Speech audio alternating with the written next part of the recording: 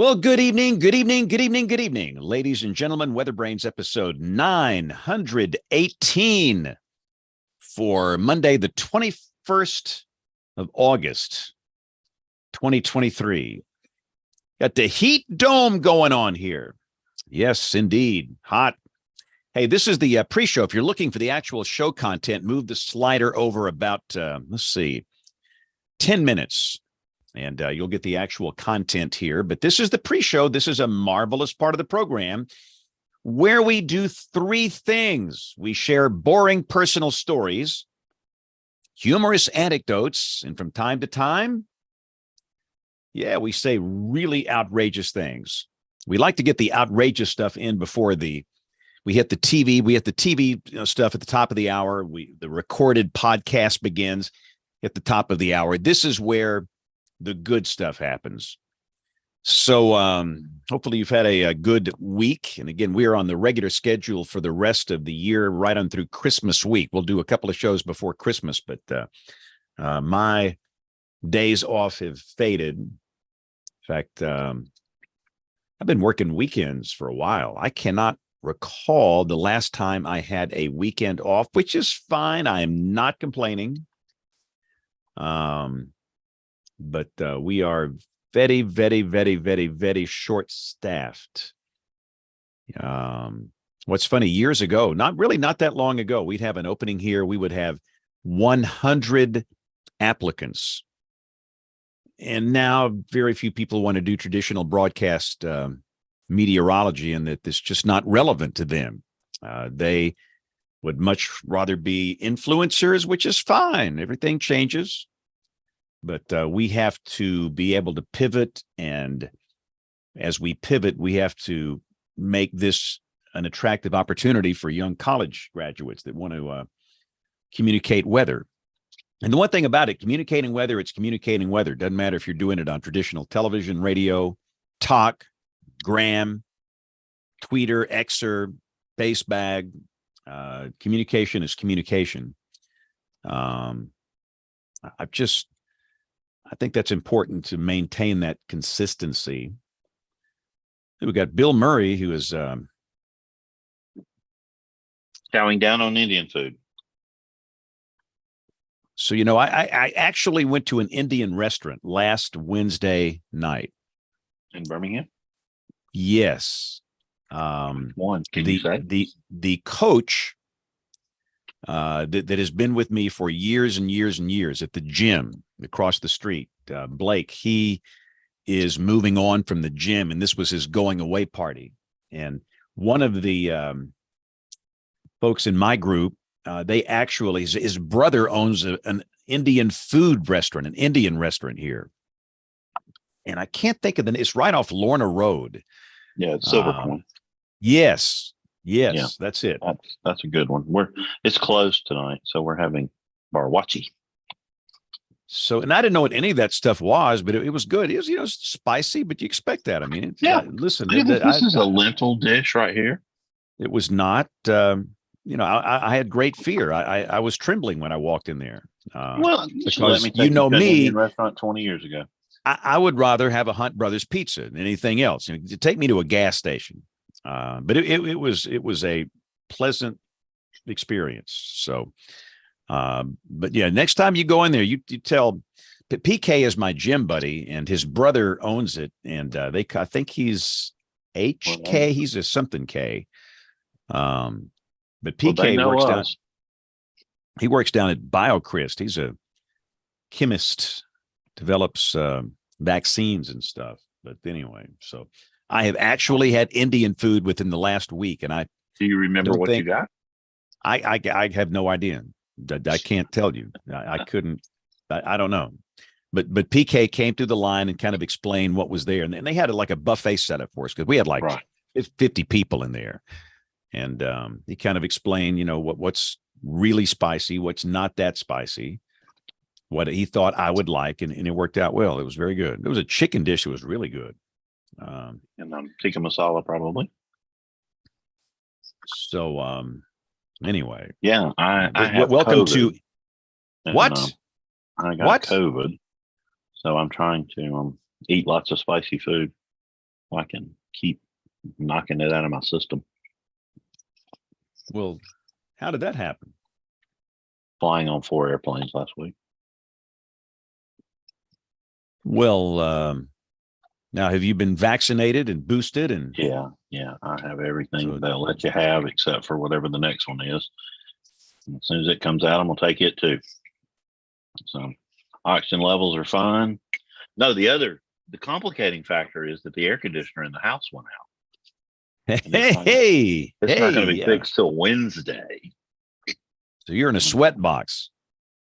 Yeah, Wow. it's not going to be fun because every day the temperature is ratcheting up. So what's your house inside temperature right now? 77. Oh, that's not. I thought you were going to say 87 or something. Oh, That's no, not but bad. it went from 74 to 77 today. Well, And so well, tomorrow it's you going to go got to 79 or 80. You got to have some air conditioning working for it to be 77. I mean, Yeah, we do have a unit upstairs. yeah. I mean, you don't have a total. I thought you had The a total sleeping outage there. Sleeping. Bill Castle. Bill is our chief photographer. He will not turn his air conditioner on. And understand, he makes a good salary. He lives in a really nice house, but he just doesn't like spending money on power bills, and he will not run that air conditioner. And part of the deal, he's rarely ever home, and that's part of it. He works, like I do. He's just always working. But he I'm said not he complaining because we've gotten 21 years out of this one, so that's not bad. No. But I'm thinking, Bill, turn that darn thing on, man. How do you sleep? I mean, it's like, yeah, really, no kidding. I can't and sleep above 67. Even if you sleep like 2 or 3 hours a night, like me, which is what he does, I mean, you still got to sleep those 2 or 3 hours, and I couldn't do that in a hot box like that. So, yeah, I was able to go upstairs and sleep last night. I didn't realize I had COVID last night, but I only got about 4 hours of sleep because I didn't feel good when I went to bed. No. So now I've got the Paxlovid coming, so hopefully that'll knock it out. Now is that the horse paste? No, we already had that. I could have gotten that from my dog. She has the ivermectin, but don't get me started. Yeah, we don't. That's you can't talk about anything because everything is politicized now. Everything you cannot talk about. I mean, let's say I cannot talk about my left shoe because my left shoe by somebody has been politicized somewhere. I mean, it's just. I wonder when the young people are going to wake up and change all this. And just, I don't know. I just hope. I have hope for the future, James Stan. Well, I do too. I love this generation, but I do think that this generation coming up, they work hard and they are smart and they are good, but they have been through a time where they're indoctrinated into some type of politics, whether it's right and for mostly younger people, it's left wing, but some are right wing, and they seem to feel like they have to fight for the cause. And I'm telling you, there's a twinge of Maoism in all this. Study Maoism, and there's a little twinge of that in a lot of this stuff. And it's just, I don't like it. I mean, it's just, when I was growing up, you could disagree with all the adults. They'd sit around the dinner table and they'd fuss and fight about politics. And 5 minutes later, they're best friends. So what? It's no big deal. I mean, you can disagree and be best friends or be in the family. And now if you disagree with politics, you want to hurt somebody verbally or hurt them physically. Well, when, the poll today says that, some people trust, their family less than they do some of our political leaders. Right. That kind of scares me. It's terrifying. I mean, and I can't stand any of them. I mean, and again, for there's a disqualifier here, I'm a no-winger because I just can't stand either side, these extremists. And I think there's a vast amount of people in this country that are what would be called moderates. And people say, well, there's no such thing as a passionate moderate. I would disagree with that. I do too. Like come out of the woodwork, please. We have nowhere to go. And but anyway, this is not Indian food brains, and this is not political brains. This is WeatherBrains. Let's hope we have a guest plane. And on cue. That was pretty impressive. But first, Rick Smith announcing his candidacy for president of something. He's got my vote, whatever it is. Absolutely. He's got my vote. Level-headed. This is the man we need right here. Cool under pressure. And notice he's not even going to turn his mic or camera on after this. He's running. Yeah, smart man. So, what is this? One of my doodads is reminding me to open the Zoom call that was scheduled. I thought it's open. Anyway, welcome to our television folks that are watching on the television side. It's Monday night. We have nothing on radar. So we're just going to take over here. We're taking over the digital weather channels here for a couple of hours, as we do every Monday night. So Sally, can you hear us okay? Yes, hello. Hello. Hello. You sound good. What time? How's my audio? Ooh, that sounds really good. That sounds great. 5 by 5. About 5 by 5. See if anybody complains about it this show. No, it's well, somebody will, I'm sure. Oh yeah. The problem is on the audio podcast, there's compression and processing, but you really can't do that the way it's set up with Zoom and YouTube Live. And I probably could figure out a way to do that. So the processing that's on the audio side is not in the chain that feeds the video side. So I need to fix that too, probably, but you sound good. I think the problem was on my end. I was using these $5 headphones with a mic just that you would connect to your phone. And I've got a mic. I mean, I've got 2 mics. I just never bother to pull them out. So it's popping. It sounds good. I mean, popping. It's popping in a good way. It's got it just sounds good. I'm an old AM radio guy from the years past, and I love good, loud, processed audio. All right, here we go in 5, 4, 3, 2, 1. WeatherBrains, episode number 918 for the 21st of August, 2023. It was weird. All this stuff came in today. I do weather on Friday nights at high school football games in the fall, and they actually begin this week. College football begins this week, and I do weather support for the University of Alabama. I have to be at every home game, and that begins in less than 2 weeks. So goodness gracious. Kim, when does OU start football? Or you or Rick, somebody out there, give us an OU update. When does it start? Labor Day weekend, I think. September 2nd is the first game. Yeah, that's when University of Alabama has their first game. They play, I think, East Aboga Community College or somebody. The first game is easy, but the second game is Texas. Isn't that right, Bill Murray? That'll be easy too. They're going to kill Texas, and I'm going to be there for every minute of it. And we should mention Troy is not here to defend himself. But Rick Smith, how you doing? What's happening in Norman?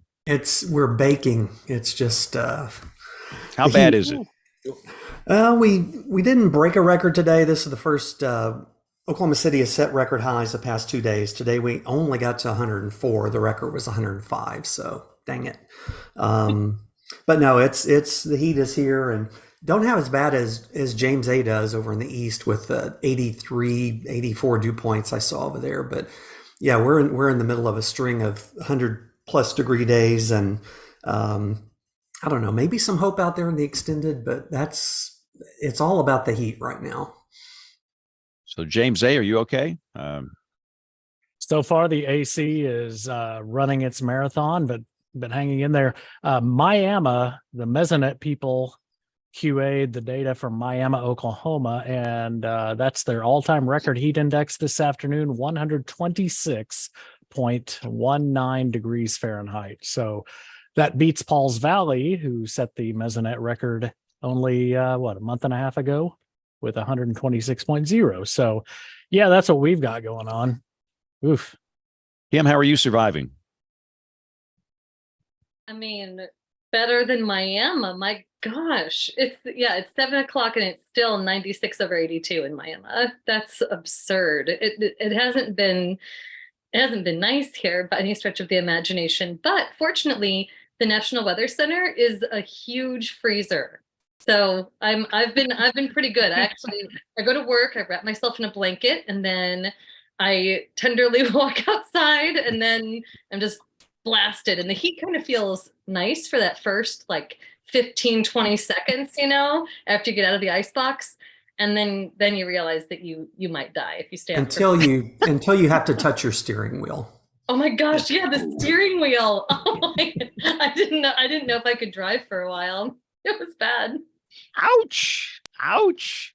So and let me also mention that Troy is out and Jen is out this week. Let's go to Dr. Jacobs, who is in the frigid confines of the East Coast. Neil, you're not involved in this. I got blasted last Tuesday. I don't know if you all were tracking this thunderstorm that hit Durham County, central North Carolina. I mean, it came out of nowhere, and the straight line winds were probably 80, 90 mile an hour. Ooh. And we had trees down everywhere. I grabbed everyone and we went in the crawl space and laid down. I was worried about a tree just coming straight through the house. No one had any power here for a few days, and I just got done cutting up all my neighbors' trees with a chainsaw yesterday. So it was bad. I've lived here since Fran in '96, and I've never seen winds that bad. And this thunderstorm on radar was tiny. Oh, wow. So I would assume there was a severe thunderstorm warning. Yeah, the warnings were up. The warnings were up. But it wasn't, I mean, we get warnings all the time and nothing really happens, or it's kind of gusty and some lightning. But this was like, I mean, trees were, being broken off, and it was the person, I guess there was a fatality. A tree fell on a woman in her car about a block and a half from my house. Wow. I mean, and it was so fast. Like, I've actually got a security camera footage of my neighbor's cat loves to just hang out on my front porch. And it came so fast. It went from like sunny to just like power out in probably about 90 seconds. And the cat like freaks out, running back and forth on the porch. And then finally, I guess, runs around the corner out of the frame. Wow. Goodness. By the way, Kim, notice what Dr. Jacobs said. We get warnings all the time and nothing ever happens. Did you catch that? But did you hear the sirens? Well, so it's weird where I live in Durham County. It's there are tornado sirens. I don't think they do them for thunderstorms, but maybe they do. But it always goes off after the circulation passes my house because of the shape of the polygon. And so it's like I see it after the rotation is, 3 or 4 minutes past, then the sirens go off because of the shape of where I live in it, which is, if I'm not looking at my phone, could catch you off guard. Well, goodness, we need to work on this. This is bad. I mean, we need to fix that situation. We'll come back and loop around to this because I have many questions about the warning process. But Bill Murray, we should mention Bill is in sick bay, but Bill's got two problems. He's in sick bay and his air conditioner died, which is not good. No. Yeah, I tested positive for COVID this morning, so I'm excited about that. So I'm eating Indian food tonight in order to, cleanse the system here. So we'll see how that goes. Yeah, Dr. Jacobs, if there was only someone you knew that could help with that warnings problem. I shouldn't say nothing happens. It's like we get a severe thunderstorm and it's severe, but this was like a whole nother level of severe that I've never seen. All right. And this, I say this all the time. Severe thunderstorm warnings are not the same. They're not the same. And we have to treat them with a priority basis because you're right. It could verify you got 1 inch diameter hail or a 58 mile per hour wind gust. But when you got something like what you experience, that's a whole different level. And we just have to be better at communicating that. But anyway, we'll talk about that later. So Bill, bring in our guest before she hangs up on us and runs. Yeah, James. The World Meteorological Organization is advocating for National Hydrometeorological Services to implement impact-based forecasts and warnings to make warnings more meaningful. These are warnings that are triggered on the potential impacts of a weather event rather than the hazards themselves.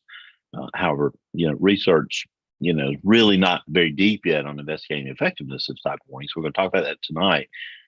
Those warnings that prompt an appropriate behavioral response are effective in a timely manner. Agencies are, looking for ways to go simply beyond issuing a forecast or a warning.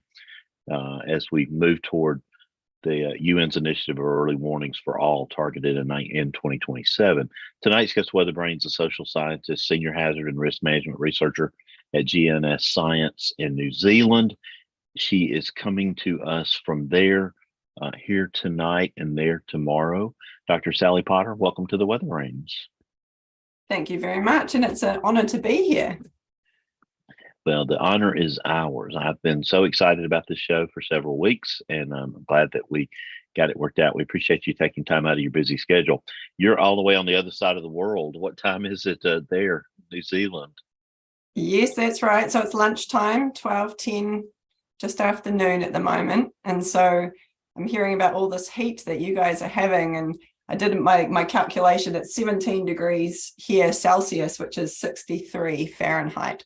So it probably sounds a lot more comfortable to you guys, I think, but it's a little chilly sometimes, but it's pretty good all around at the moment.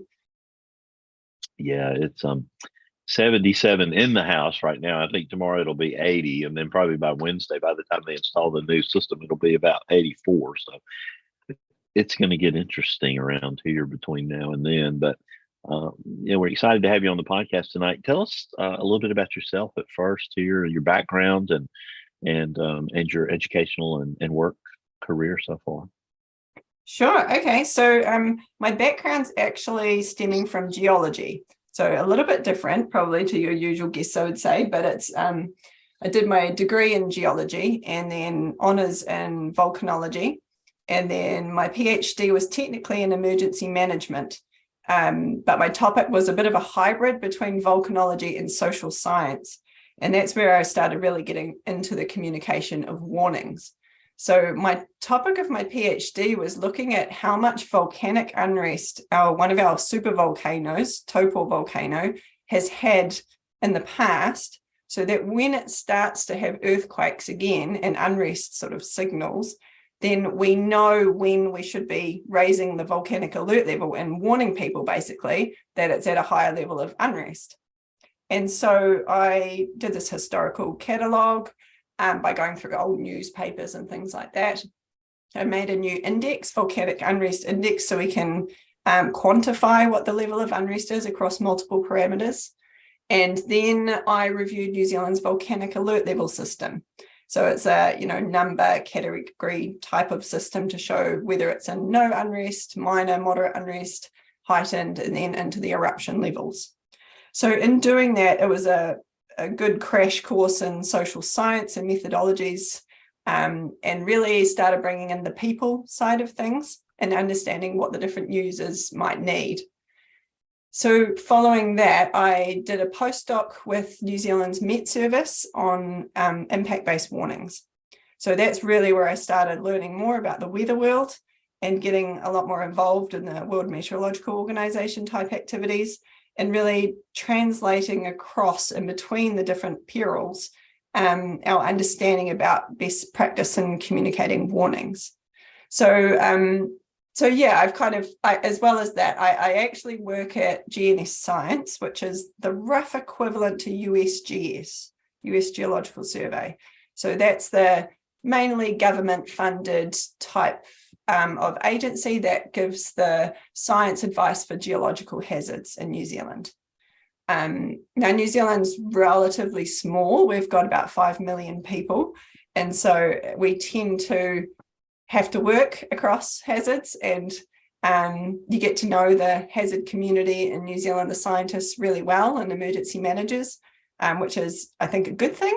But it also means that every time there is an earthquake, tsunami, massive landslides, storms, eruptions, I'm involved in all of them, as is my team. And so trying to hold down normal conducting research on warnings, but then also stopping to, actually produce a forecast or do some sort of survey, or, it's very much a mix of of the research to application within my job.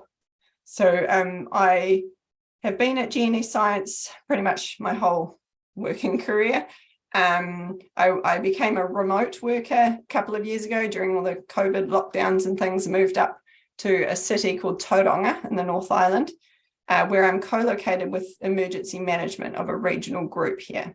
So that gives me a bit of a fresh spin on making sure when we produce forecasts for eruptions or earthquakes or whatever it is, I've got a good feeling for how emergency managers run, what they need, what their priorities are, and that kind of thing. So so that's kind of where I'm at the moment, basically.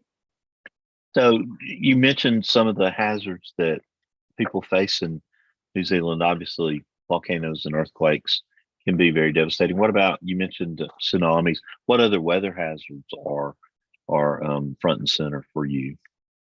Yeah, so the main, we're an island, a couple of islands down in the bottom of the Southwest Pacific. So we get a lot of large windy weather coming across the island and carrying on past us. So it's windy, northwest winds are prevalent. Everything's quite fast moving, right? There's no kind of continental heat, weather, that kind of thing. Any slight tornadoes we get are so brief that there is no way to warn for them. We've got our severe thunderstorm warnings through Met Service, but by the time they're issued, it's very difficult to get that message out in a fast way. Ex-tropical cyclones do come past several a year, and we had one earlier this year called Cyclone Gabriel, which was particularly devastating for New Zealanders. And then the usual kind of, hail and a bit of snow, especially down in the South Island. But where I am, for example, we don't get any snow at all. To the point where I can't even imagine living in an area that has snow in winter on the ground all the time. It seems kind of crazy to me that people can live like that and have it so cold outside. So I do love hearing from Europeans and Americans and Canadians, like people who live in that kind of situation, and how it must be such a different lifestyle, I think, to what we've got here. Yeah, so you live near the Bay of Plenty, is that right? Yeah, that's right. Absolutely stunning beaches and often weather, although we had a very, very rainy last year with La Nina. So talk about the New Zealand Meteorological Agency for a moment. You mentioned that you've done some postdoc work with them, continue to work with them, I'm sure, from what you described. Talk about its setup and sort of compare and contrast it to the United States and the UK Met and other agencies around the world. Sure. So our New Zealand Met Service is an agency that is contracted to the New Zealand government to provide our science advice and also our warnings. But they also have to be commercially viable. And so they have this kind of balance between providing the science advice and the data, but also having to keep afloat, basically, in a commercial sense. In addition to that, we've got the National Institute of Water and Atmosphere, or NIWA, and they are also a government Crown Research Institute, same as GNS Science, where they do the more research side of things to do with the climate, weather, and water. So between the two of them, they cover all the bases. And then the regional councils do the flood management and forecasting, who work with the emergency managers to, respond. So that NIWA Met Service sort of situation is being reviewed at the moment to see if there was a way to make that all work a little bit more smoothly. But yeah, Met Service gives the warnings. We don't have much in the way of other private agencies. There's basically one, maybe another one, very small private weather enterprise, basically, who gives weather forecasts as well. But it's primarily Met Service. Can you describe some of the watch and warning or advisory levels like we're used to in the United States? How did those compare to the products that your service, that the meteorological service there offers to its clients and customers and the public? Sure. So my understanding is Met Service has a far less number of warnings than the US gives. We've got severe weather outlook, watch and warnings. and we can give them for rain and wind and those kind of things. And then we have the severe thunderstorm warnings.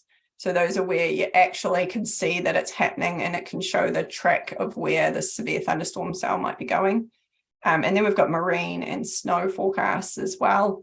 I'd have to have the full list in front of me, but I think that those are the main ones. And so within that, the outlooks are for the longer time periods, like a few days kind of thing. I think it's something like 3 to 5 days. Don't quote me on that. Watches, and then warnings for the more short-term, higher impact kind of things. So a couple of years ago, following some of our research, Met Service introduced the red weather warnings. And so they can basically produce a nice map with the different colored warnings on there now. So you'd have a watch being yellow, warning being orange, but then a significant warning would be red.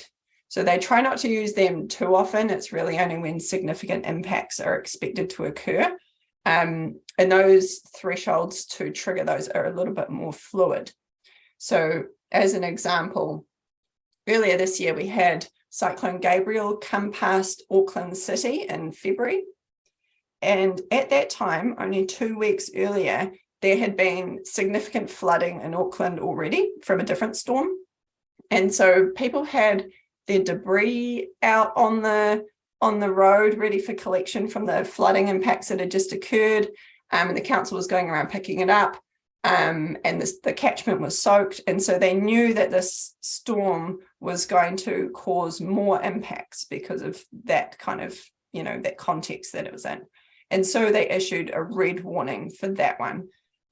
Even though the meteorological parameters may not have been that severe, in comparison to the 1 2 weeks earlier kind of thing. So it's starting to take into account what those impacts might be on the people, and how the council and emergency management might want to respond to that as well. You are a volcanologist and geologist originally, very interesting field of work. How has that sort of helped you in that dual expertise as a social scientist, volcanologist, shaped your approach to studying weather, warnings, risk perception, communication strategies, that sort of stuff? That's a good question. I think with volcanology, when you're trying to piece together the different parts and monitoring, you have to put together the seismology, so the earthquake signals that you're getting, the chemistry and amount of gas that's coming out in fluids, and then the ground deformation, so how it's moving up and down as the magma moves under the ground. And so you've got all these different parameters that you have to bring together in areas of expertise that come together in a volcano monitoring meeting to discuss them all and come up with some sort of consensus as to what's going on with the volcano, to then prompt you to say what's happening in the forecasting. And so for me, that's already a bit of an approach to bringing together all those different expertise. So then when you're going into the weather, I haven't been in a Met Service where they are discussing all the parameters, so I'm less familiar with that kind of approach. But it sort of shows to me that there's different decision-making processes, like expert elicitation or using Bayesian event kind of processes to piece together all those different inputs to come up with this one piece of science advice that you're coming out with, and building all that together. So I think having that knowledge has been really helpful in being able to understand what forecasters and meteorology are talking about, and how you can kind of weigh up all the different signals and that side of things. And another way is in volcanology, we are just starting to talk about ensemble models and putting lots of models together to come up with some advice. So I've been able to link the volcanologists in with our Met Service colleagues to say, what can we learn from the weather space, and how all this modeling can come in and inform that science advice as well. And when you're dealing with ensembles, you begin to deal with probabilities. What's your opinion and thoughts on probabilities, particularly as you relate them to volcanoes and eruptions, unrest, the ashfall, the different impacts that they can have, and then kind of tie that back into the weather? Yeah, so we've done done some research on probabilities and likelihoods and how we can communicate those.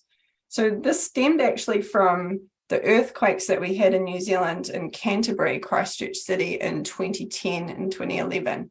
So after that, we were producing aftershock forecasts for everyone to inform decision making. So everything from, is it immediately safe to go into a building that's crumbled down, use like urban search and rescue type of decisions, to is it safe to open up the center of the city? Should we repair our infrastructure now, or are we expecting more earthquakes to occur? Those kind of decisions. So we conduct a lot of focus groups to understand all the different sectors and the public's interest in having probabilities. And we found that while some people, like particularly the public, don't want to have the probabilities, there are other people, and including members of the public, that do want to have the probabilities, and all the stakeholders want them, especially engineers and the key users. And so our conclusion from that is that, of course, we should be communicating the probabilities and the likelihoods, because then the people who don't want to hear them can just not look at them, and not sort of focus on that side of things. But then the people who do need them have access to them.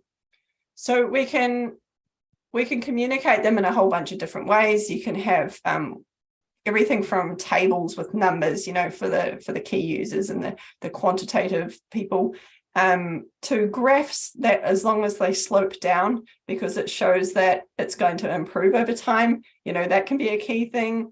Having the numbers alongside the words. So if you've got a 30% likelihood of something happening, you have unlikely in brackets next to it using probability translation tables.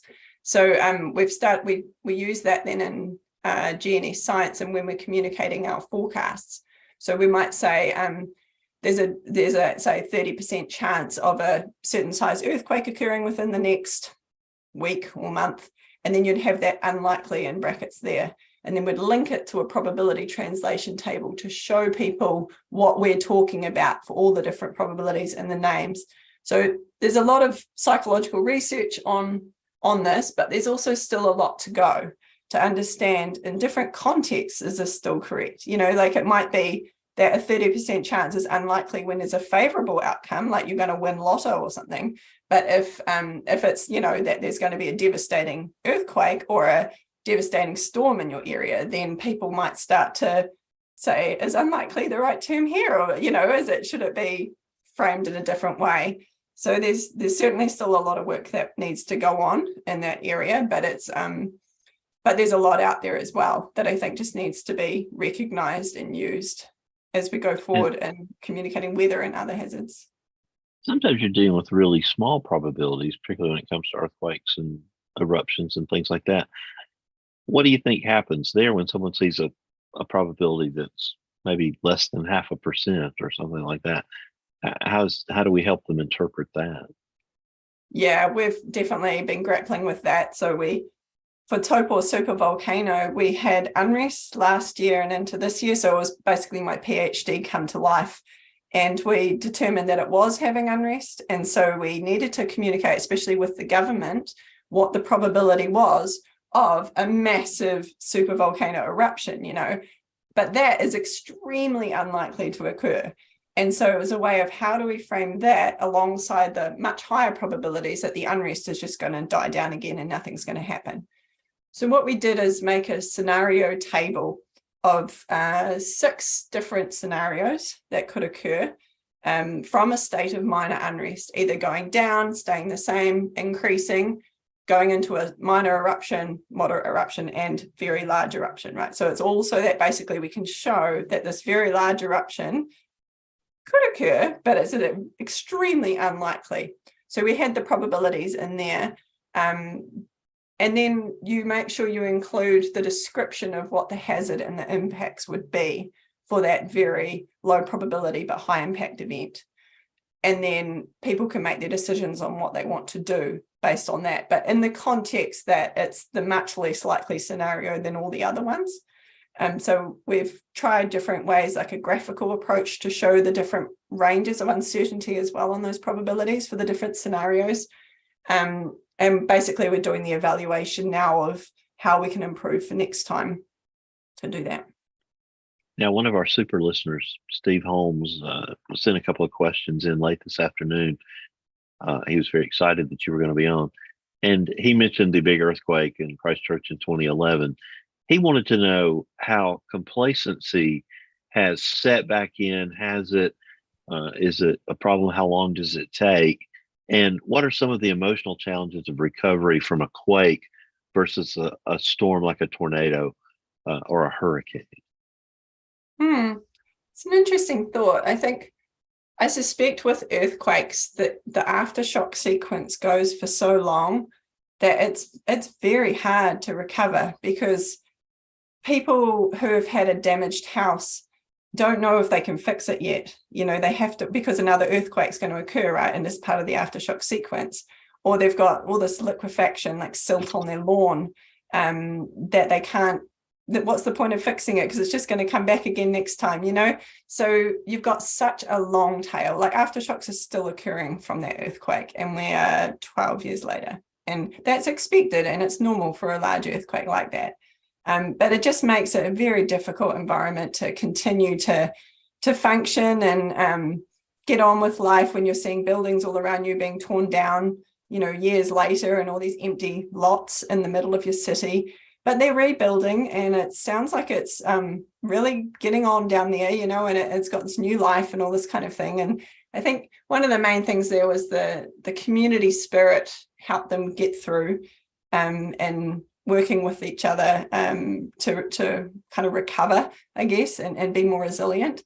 I don't think it's going to subside from living memory for them, but also for the rest of us, to show that even an area that the seismic risk was not seen to be particularly high there, because they're away from the big alpine fault through the mountains in the South Island. It can still happen. And so, yeah, I think it'll stay in memory for a long time. But with the weather-related hazards, it seems to be very focused on particular areas that get hit, depending obviously on the type of weather hazard. And then while it's one and done, the hurricane comes and goes and it leaves a lot of damage, that you can have another one around the corner as well, and you can have these lots of storms in a row, and it can be very hard for people to recover in those areas with damage. Like I'm thinking about Hawke's Bay and Tairāwhiti areas of New Zealand, which got hit by Cyclone Gabriel earlier this year. Devastating floods and silt and washing out roads and power, and they have land use kind of issues with a lot of forestry. All the material in the forest gets cut down and it's all sitting there, and then it floods down and causes lots of damage over and over again. So I think those kind of situations will need to be addressed in terms of land use, and that helps reduce the damage as things go on, which then helps people's resilience going forward and their recovery as well. A lot of complex issues. Yeah, there's a lot going on there. Talk about impact-based forecasts and warnings for a minute. I mentioned a bit of a definition at the beginning. Improve on that. Break it down for our audience, which, as I told you, is a very varied audience, from just folks who are just interested in weather to folks like the obvious folks on this panel who make a tremendous living from it. Talk about that term, that phrase, and what it really means. Okay, sure. So an impact-based warning is when your warning is triggered by a level of expected impacts. And this is in comparison to a more traditional warning, which is triggered by the meteorological threshold. So if you have a 100 km/h wind gust or 60 miles per hour for your threshold to warn, that might be the same whether your area has a city on it or is a rural farmland kind of area. It doesn't matter what the impact's going to be, you've got the same threshold everywhere. So the impact-based warning then changes that threshold to warn, depending on how resilient the different areas are.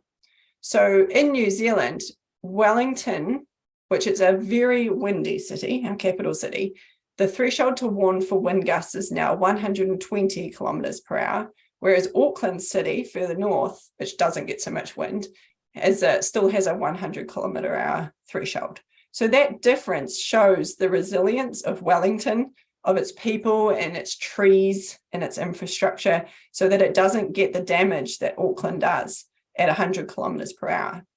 So while you can spatially vary it, so different in different locations, you can also potentially vary it over time. And so this is a little bit more of a in future scenario here, but you can have your trigger so that in rush hour, where there are lots of people out and about on the roads, your threshold would be lower in an impact-based warning because you can expect more damage and disruption. And also if you had things like an outdoor concert planned or a big football match or something like that, then you could have a lower threshold to take into account that additional exposure of people to the hazard. You can also take into account another element of risk, which is called vulnerability and people's coping capacity. So all that means is how people are expected to fare in the buildings and infrastructure. So if you had a house with a concrete floor, then you know that house is going to be fairly resilient to floods. You can just wash it off and then they can, more or less carry on. Whereas if your house has a wooden floor, then it's more likely to rot in a flood and it's going to get damaged. So perhaps in future, we can start to take into account the variability in buildings, but also in people and in time and space like that to produce more tailored warnings, perhaps, which of course gets a little bit difficult to figure out how on earth you would know where all this variation is, what kind of data that might be based on. But at the very basic level, you can just start taking into account people's locations in terms of a city versus farmland, seasons, and whether your catchment is already soaked or not, kind of variability. James A. wanted to continue that conversation about risk communication. James A., you go ahead. Yeah, Sally, thanks very much for joining us and sharing your expertise. My question is, how does this risk messaging get disseminated to the citizens that need it, especially the vulnerable ones? And does that change if it's maybe a short-term weather warning versus something longer term? And how has that kind of changed with the advent of, I guess, is the government sending these messages directly now with internet capability everywhere? Yeah, okay. So in terms of risk communication at the most basic level, you'd say that the red weather warning is a risk message because it's a high likelihood, high impact event, basically. And so if you're in that area, you're getting your risk warning. And that is publicly available weather warnings, disseminated via all the usual channels of via the Met Service website and app, as well as radio, TV, social media, etc. If there was a really life-threatening situation, then we can have our emergency mobile alerts go out, which is the equivalent of your WEA messages, wireless emergency alerts, I think. But we have a system that's a little bit more, what's the word? In the States, I think you have a presidential alert that goes out to everybody as needed. Ours is the equivalent of that. And so we only use it in really life-threatening situations, but it does go out to all compatible phones in a targeted area using the cell broadcast system. So that is the way that we can get out those really life-threatening messages. And of course, there are certain ways that you can phrase those, which I can talk about if you want, but what key elements to put into those, etc., to make them as accessible and understandable as possible. And in terms of risk for other things, I'm working on trying to get our forecasts for geohazards out there a little bit more. We do have our aftershock forecast publicly available on the website. You could argue that tsunami warnings are risk warnings because if you're in the path of a tsunami, it's high impact. And so, it's kind of already doing the job. But yeah, all the different perils are kind of at different stages really on how we can go down that path towards actual risk messaging rather than just hazard. Hi, Sally. It's wonderful to see you and glad that we're able to get you at a sensible time of day for you and us. There have been times where I've tuned in for things that Sally has hosted, and it's been like 2 a.m. For WMO things, but it, was something I could weave in with like an infant. What's up anyway? I'm up anyway. Yeah. So, Sally, I'm curious to follow up on the point about impact-based warnings and the relationship to different kinds of people. And you mentioned that there could be different kinds of impacts depending on the kinds of vulnerabilities that people have, and that's different across society. So when you all are choosing the category that you're going to go with, how do you decide whose perspective to take on the impact? Yeah, so what I've understood from Met Service is that they do take into account in New Zealand what the public sort of vulnerabilities or impacts would be. I know in other countries they take a more societal approach. So this is when, let's say your community is expected to have 10 houses completely flooded, right? So they'll go, you know what, that's relatively minor. It's a big town, it's a big city or whatever. We're just going to put out a low-level warning. But of course, to those 10 people or 10 houses, that's a huge impact on them.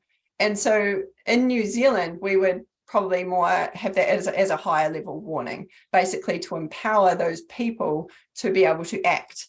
And so we have that more individual risk approach rather than the societal risk approach.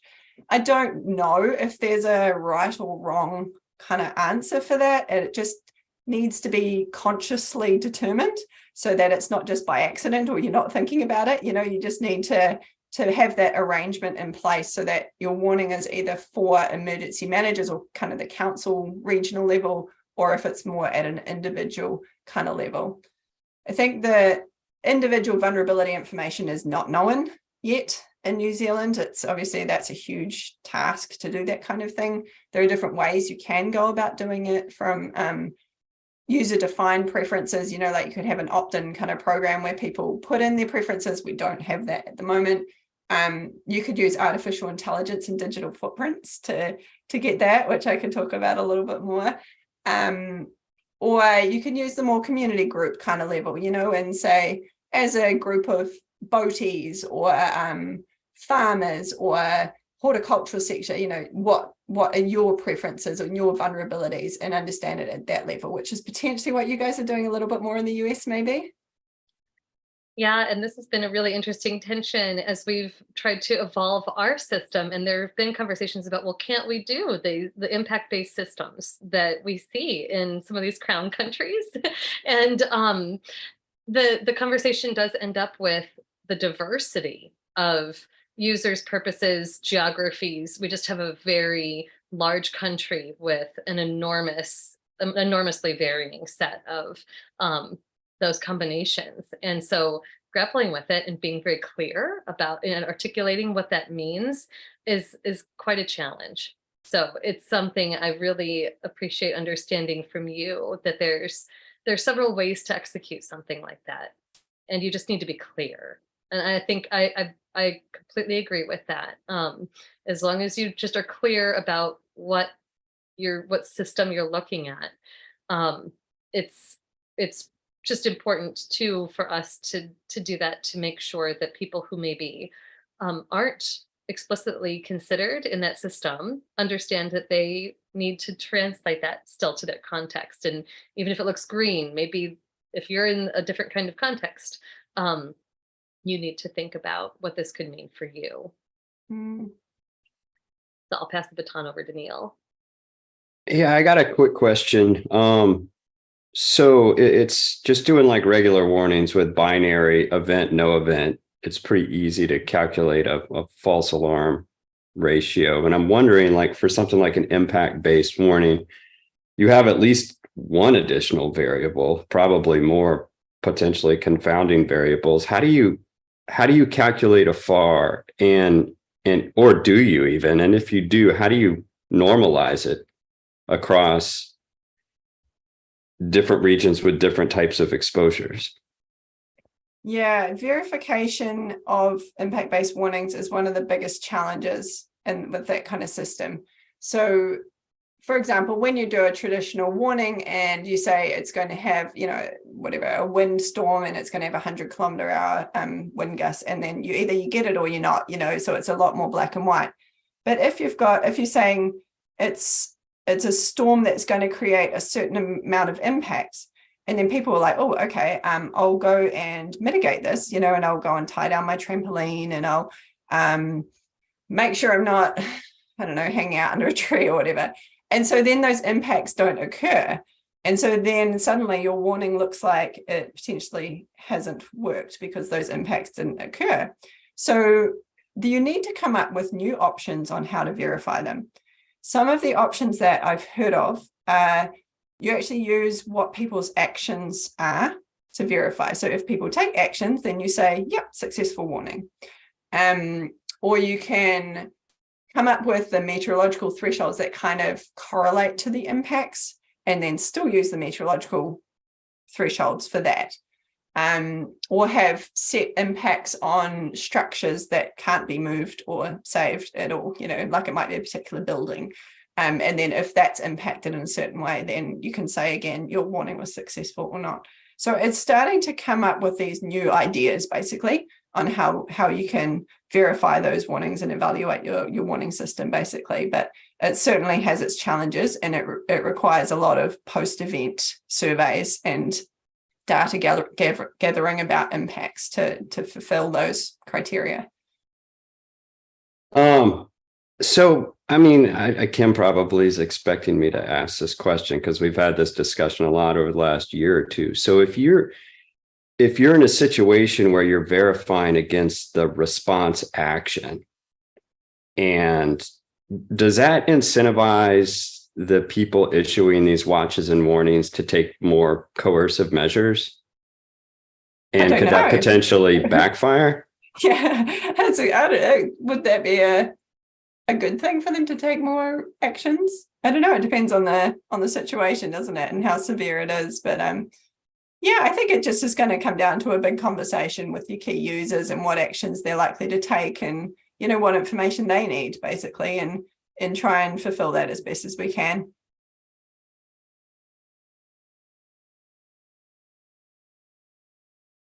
Hey, Kim or Neil, anything to follow up on that?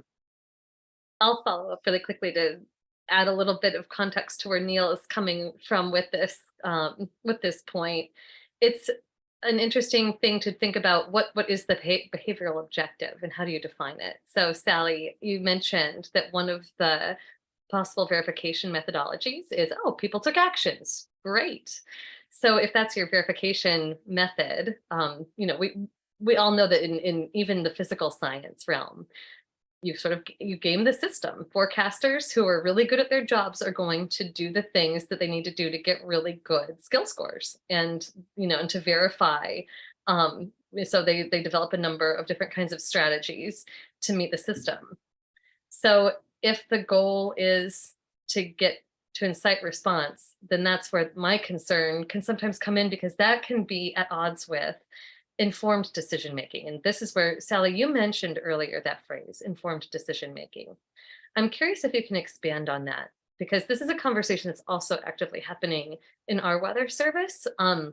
There's been some legislation that's been thinking about, the system exists for informed decision making, and there are different parties to the interpretation of that. Some believe that means we should get very deep into the decision space of our users and give them triggers and say, this is now when you should be, whatever group you are, XYZ, this is when you should be taking actions.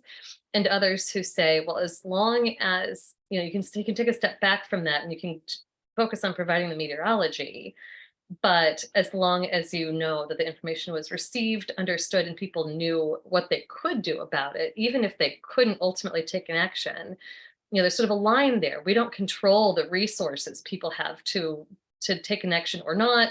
And sometimes people might not be intrinsically motivated to do it because they have a high opportunity cost, other competing demands.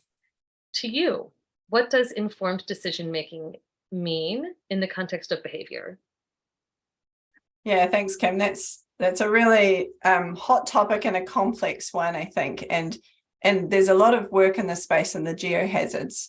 So if you know anything about the L'Aquila earthquake in Italy, and the legal situation in New Zealand at the moment with the Whakaari eruption, there are a lot of discussion in how far a science agency should go, basically, in communicating that science advice.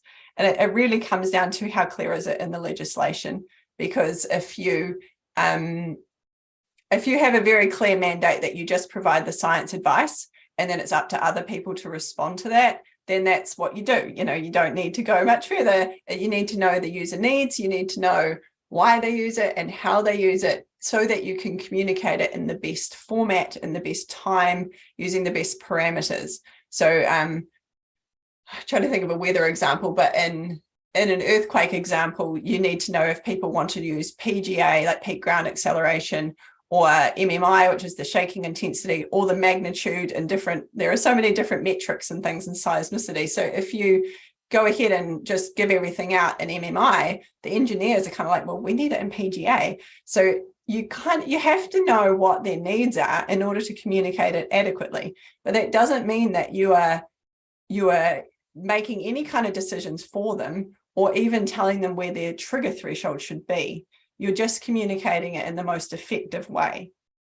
Okay, so in a weather space, like you might, I don't know if we can do, like, I don't know much about them, but hurricane indices and things like that, you know, do people know what that means?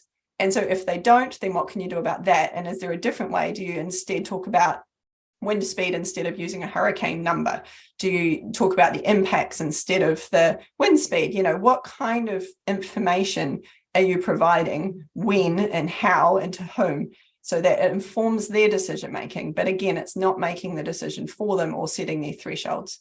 If they decided, okay, I need to know this type of information in this format and at this time, so that I can make this decision, you can be, if you've got the capacity to do it, then you can say, yep, sure, we'll give that information to you at that time, because you've come to this mutual agreement. But that's because they told you their threshold, right? So I think in some situations, we probably do know a little bit more about potential impacts, and even potentially what kind of response might be appropriate in different situations, just because we tend to be the experts, you know. But then we work with them to understand, so that we can build their understanding. But we also have to acknowledge that an emergency manager is going to have a whole lot more expertise in other areas that we don't know about. So we have to acknowledge that they're bringing all that information in, and that might be the legislation or the government and you know, all that kind of context, policies and that kind of thing. They might know what sort of community groups exist and what their plans are, and things like that we don't tend to know as the scientists. And so it's probably not really our role to make those decisions for them, because they have to have all that information, you know, and make the decision themselves, really.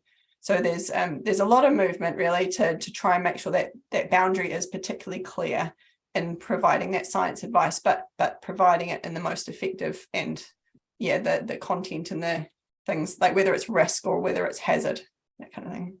I'm interested to know if you know, but there's been, at the same time as impact-based warnings have been growing, especially in UK and in New Zealand, there also has been a movement, particularly in the UK, but now growing around the world, for what's called behavioral nudging.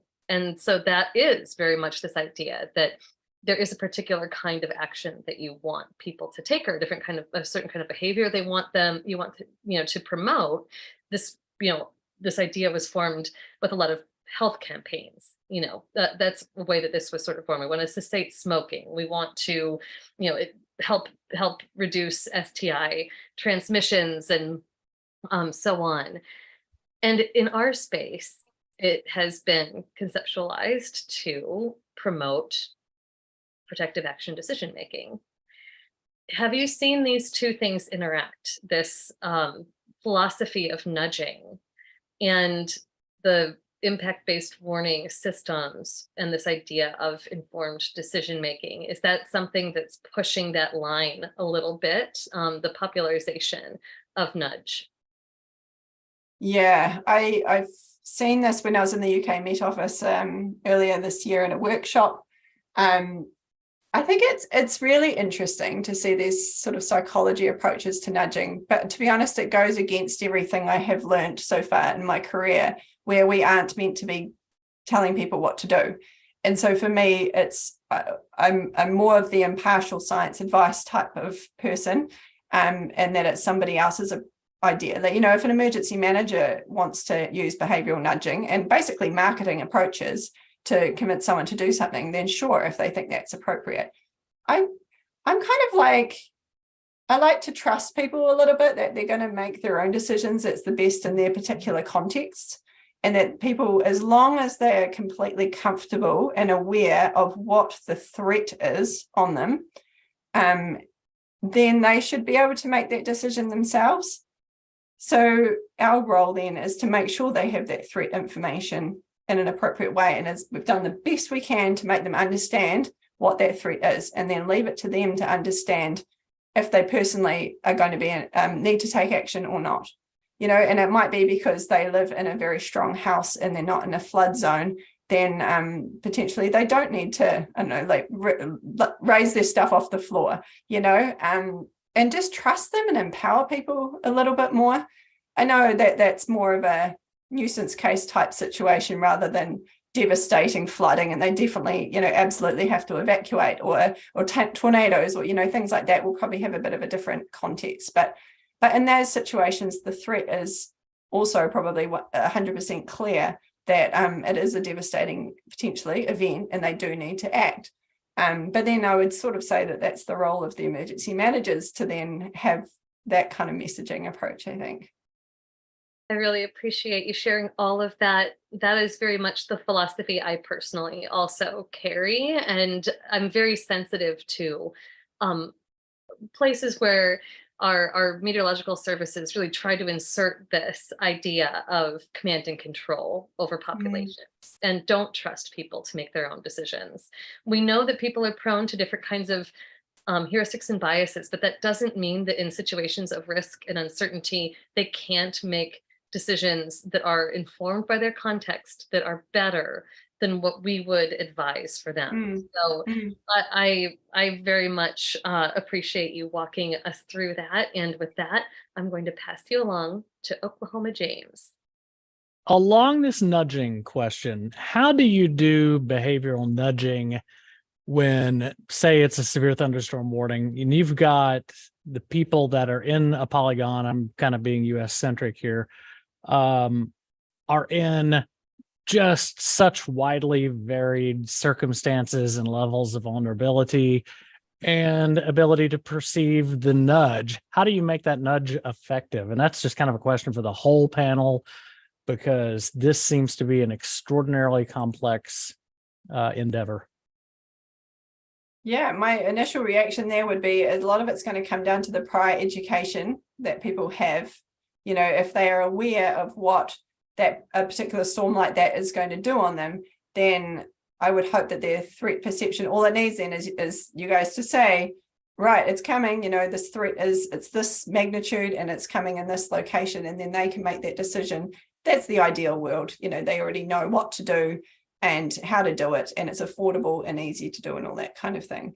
But yeah, and then there's the actual messaging itself to make it as easy and clear as possible. So there's set elements that you would have in your message to essentially nudge someone, if you want to use that terminology, to take action. And there's this is information about that out there, but things like making sure you got your source of the warning in the message, so that people understand who's telling them to do something, information about the threat, so the hazard and the impacts and the magnitude of that, and the timing of when it's supposed to occur or when they're supposed to have done something by, the location that's going to be affected, and very importantly, the what to do information, the guidance.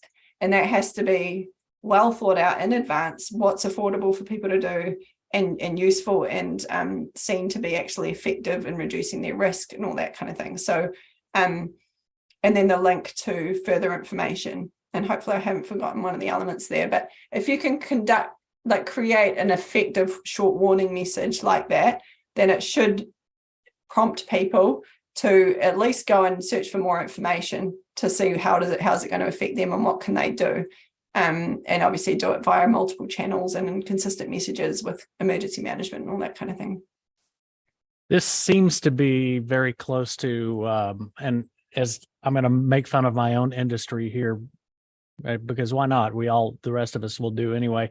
There has been a push toward what consultants have called lifestyle weather graphics, where here's the graphic of how to dress your kid tomorrow morning, and here's the graphic of the lawn work forecast. Well, if I tell somebody that it's 22 degrees Fahrenheit with a wind chill of 0, it's self-limiting behavior to go out wearing shorts and a t-shirt. So that said, it was 80 degrees at the bus stop this morning in Tulsa, and my son's in his hoodie because the air conditioning in school is so cold. So I mean, I get what you're saying. I would rather enable people to make the correct decision for their circumstance and their vulnerability.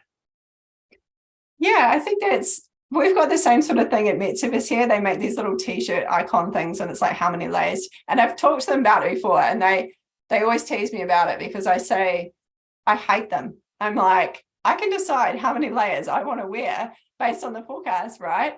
But they're like, the feedback we've got is people love them. And so I think the thing is having multiple information types like that is fine.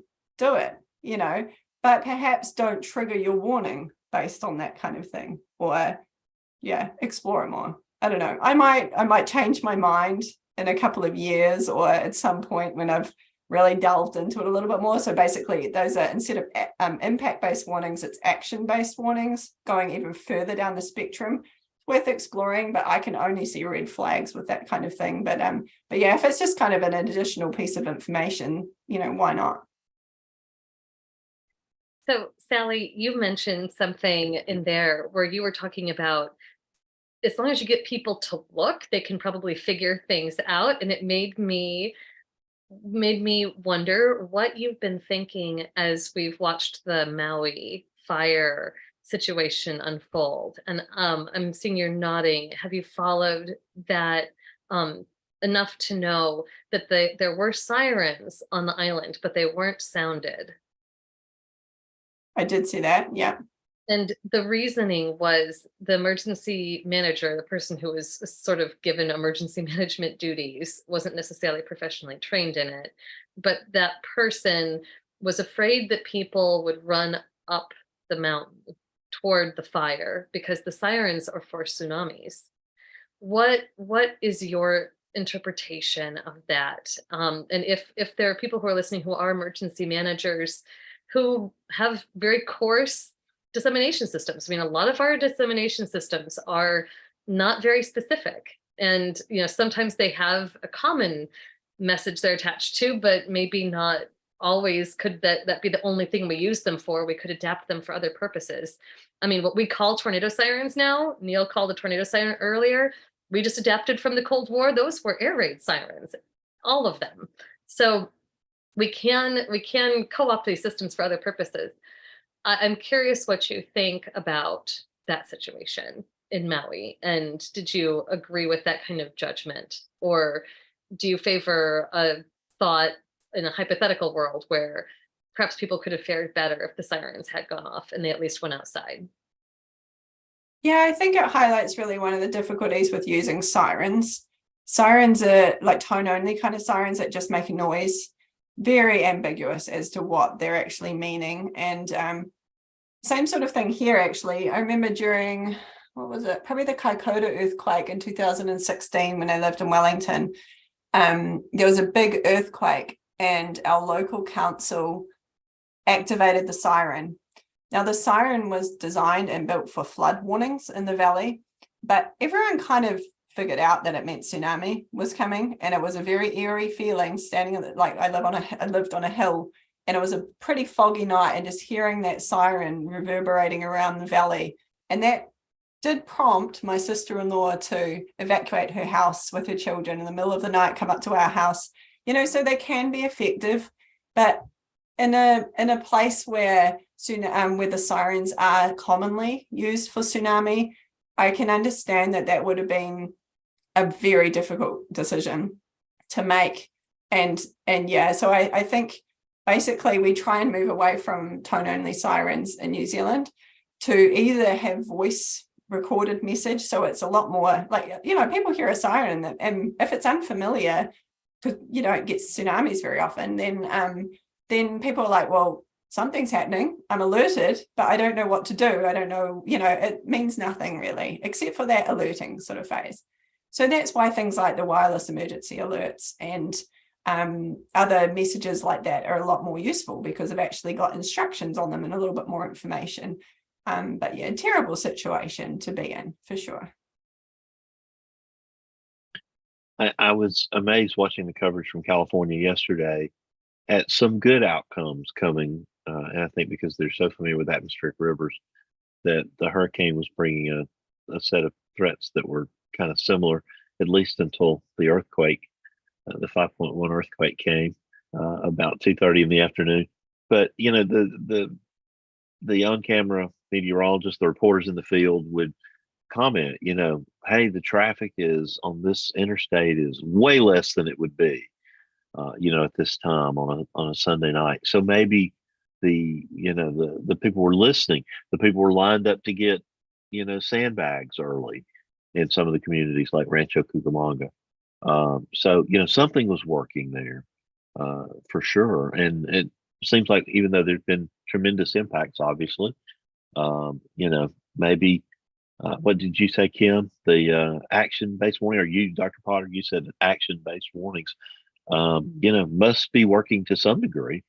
And then talk about mitigation for a second, because, there's always, not always, but in this case, and in the Hurricane Michael that hit the Florida Gulf Coast back in 2018, there were two houses that stood out, one in each one of those events. The little red house in Lahaina, and they interviewed the gentleman, because they had, when they did remodeling, they did lots of mitigation.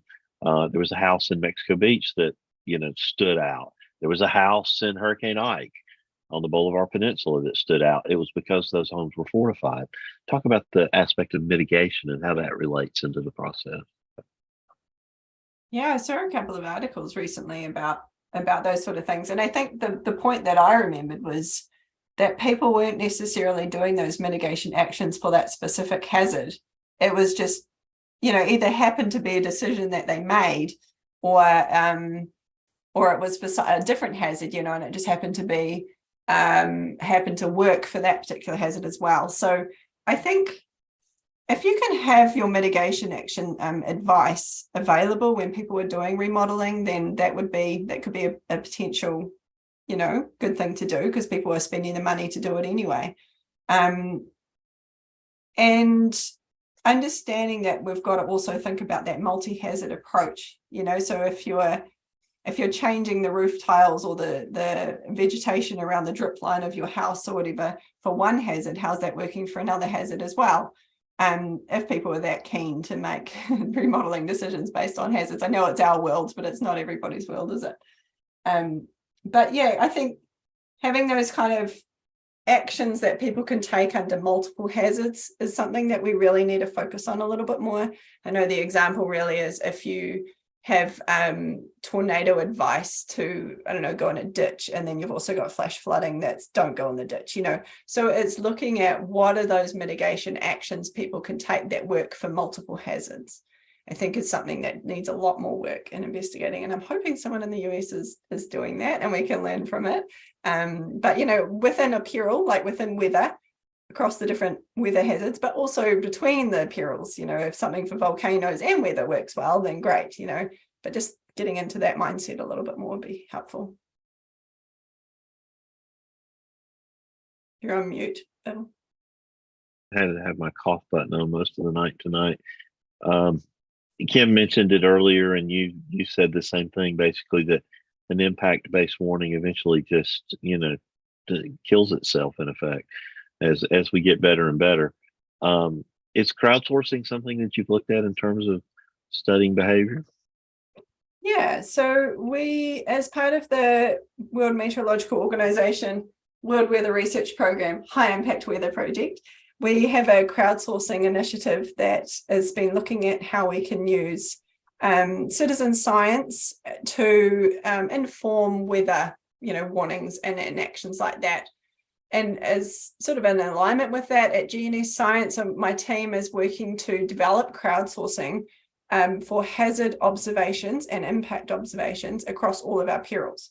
So we've started with tsunami, and during the Tonga eruption, I think it was last year now, we had a tsunami come at the same time as ex-tropical cyclone, I think it was Cody.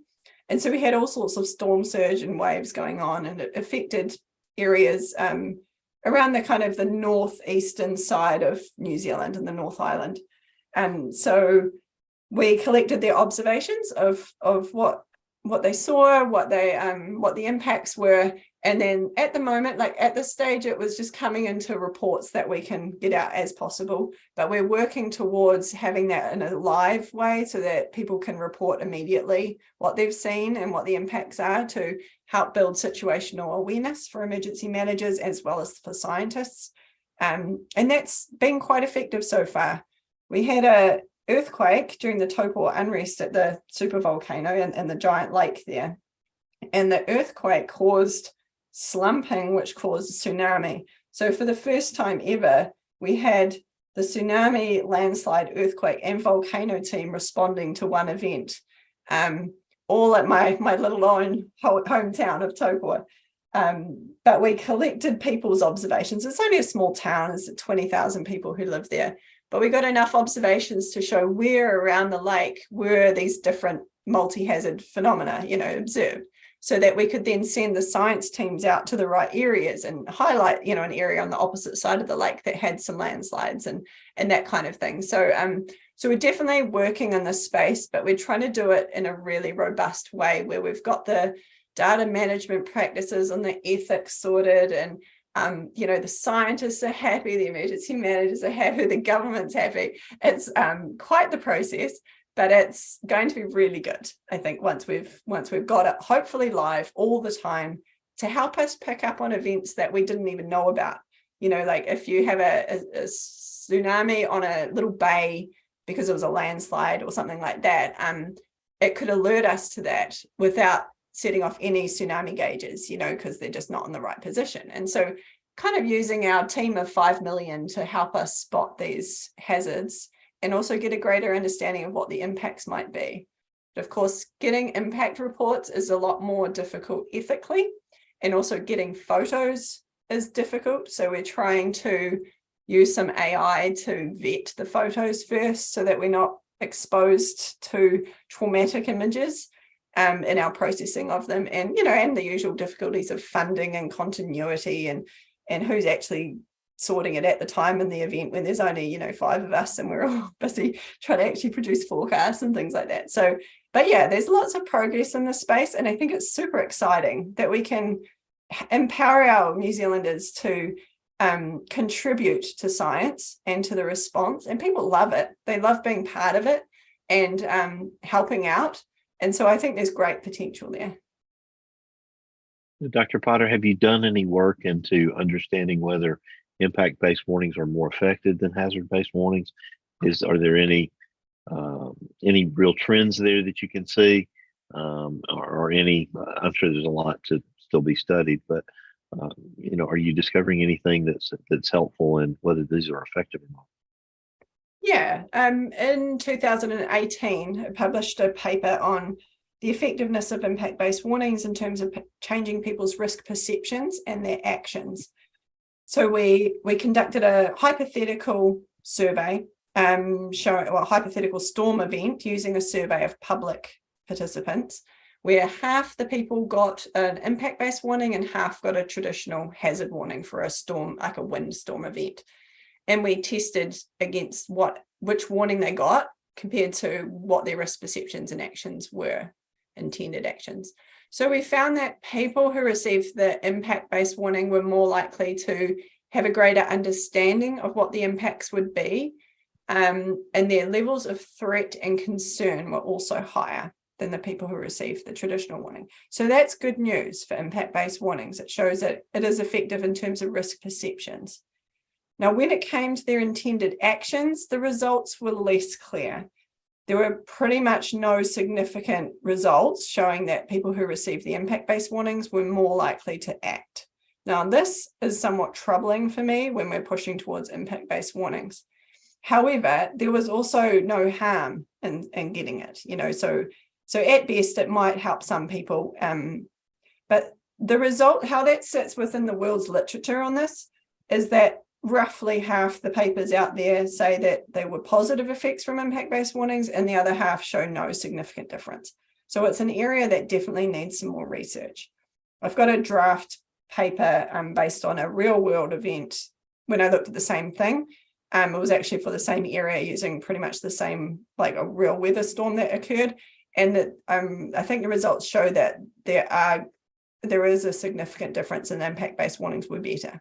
So not peer reviewed or anything yet, but it's showing that yes, there's definitely potential in impact-based warnings being more effective than hazard, but kind of still question marks lingering as well as to how much money we should be putting into impact models or into collecting so much data and effort. Is it going to make so much difference? So a question mark there, and a kind of slight word of caution that really it's probably the actions going into a message that may have more impact after all. That's really interesting on the literature being a little disparate depending on the case. And it brings to mind for me a conversation that at the lab, several of us had with some forecasters from the UK Met Office. They came over to the hazardous weather test bed to participate in our spring experiment. And they were thinking about, we get thunderstorms sometimes, and with the impact-based warning system they have, adding that very immediate and high impact threat would just be something interesting to try to build into the system as they have it. But part of the conversation was about how they bring together impacts, and the bench forecasters were reflecting on no matter what they did, there were always people who'd call the office saying, okay, you said there weren't going to be impacts, but I was impacted. It's like a farmer could have lost their livelihood and the forecast was green, which could signify some combination of low likelihood and low consequence. And that, it's a question of who are you making it for? And do people know if it's for them or not? So your point earlier about the clarity. And it looks like for some people, in some instances, for the feedback that's coming in, people who aren't being forecasted for or thought of specifically, they may be noticing that it's not for them, and or they don't know that it wasn't supposed to be for them, and if they trust it to have been something that should have covered them, then they're misled. So there is a very interesting needle to thread here, and I appreciate you talking about how resource intense it is to get all the data that you need to substantiate the impacts forecast. So just adding that note of reflection, we're really domestically thinking about impact-based decision support services is the big key part of the National Weather Service. There's this embrace of the concept as though it's dogma, that impacts are always better. But there's not, and even though it's been made this high profile goal, there's still a lot of conversations about what exactly that means and how to do it. And it's very useful to have you talking about the nuances. So I just appreciate that. And with that, I'm going to pass this off. I know that there are some other questions. I think, Span, did you have a question that pertains to the social science before we let Neil go off on his derailed? Yes. Yes, Neil is going to go unhinged here in a minute. And by the way, for James ate a lot, but I want to you mentioned consultants demanding that we tell people how to dress. No, that's not working for me. I actually believe that my audience has enough common sense to learn how to dress themselves after we tell them what the weather's going to do. I wear cargo shorts when it's below freezing. Don't tell me to wear 15 layers. I mean, it's ridiculous. You watch these morning shows. All right, you need to wear 10 layers at 9 o'clock, and then at 10 o'clock, you need to peel back 3 of them. No. Gosh, that drives me crazy. But anyway, so here's my question for the social scientists here. And I've been doing this 45 years. I'm just a low-level practitioner.